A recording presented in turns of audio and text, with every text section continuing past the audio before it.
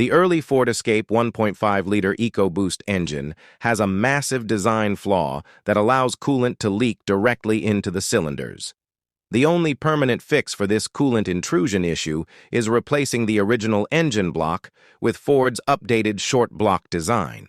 If you are experiencing rough idling or losing coolant without a visible leak, this is exactly what you are dealing with. Ford built these early 1.5-liter engines with an open-deck cooling design. They cut small cooling slits between the engine cylinders to help manage heat. Over time, the repeated heating and cooling cycles cause the engine block deck to warp slightly. That warpage compromises the head gasket seal right at those narrow slits. Once that seal breaks, pressurized engine coolant gets pushed directly into the combustion chamber.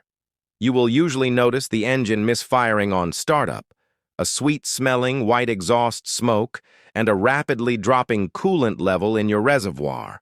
The check engine light will trigger codes for random cylinder misfires. Many owners try throwing new spark plugs and ignition coils at the problem. This is a waste of money because the issue is entirely mechanical. You can confirm the failure yourself by removing the spark plugs and using a cheap borescope camera to look inside the cylinders after the engine sits overnight.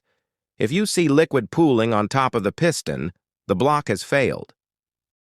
Ford eventually recognized this disaster and redesigned the replacement short blocks. The new blocks eliminate those problematic cooling slits between the cylinders, creating a much stronger sealing surface for the head gasket. If you are buying a used Ford Escape from this era, you must verify if this updated block has already been installed.